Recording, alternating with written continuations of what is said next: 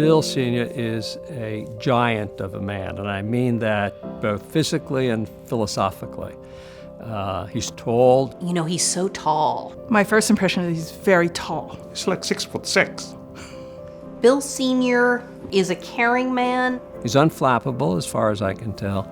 I was impressed with him from the very beginning. He's always intently interested in what you have to say. The idea that this man that knew as much as he did about family planning wanted to learn more. Not every man is comfortable talking about reproductive health, and especially not then. He dug in and did it. He was fearless. More than 20 years ago, Bill Sr. visited Johns Hopkins, this school.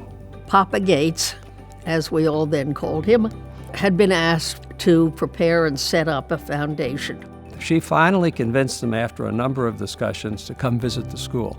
He came, stayed in my home, and I was able to take him in each day to meet the students, the faculty, the dean, to talk about all the possibilities. Bill absolutely fell in love with the students. He could see the passion, the devotion they had to both found, strengthen, lead reproductive health programs. We were very excited to meet him, and particularly his inquiry and his interest in knowing how can we really help these countries to moving forward and improving women's health. I was struck by how humble he was, his simplicity, and that he was such a great listener. He was truly interested, and that stayed with me. He paid very, very close attention to what they told him, and so the students loved it, of course. The day he got back, he sent me the first check.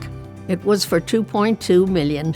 A $2 million grant to plan out the Institute, another $20 million to support the first 5 years of the Institute, followed by a $40 million grant to be used going forward. We decided to invest in universities in developing countries to replicate the population reproductive health training that was going on here at Hopkins.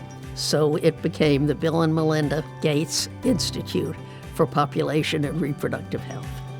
And that's how it all began. He told me that one of the reasons he was inspired to do this work was that he had a sister who passed away, and he felt that she didn't get the opportunities in her life that she should have.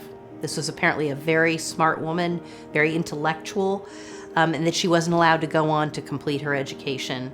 And he felt that that shouldn't happen to any woman, and he was passionate about making that not be true in the future.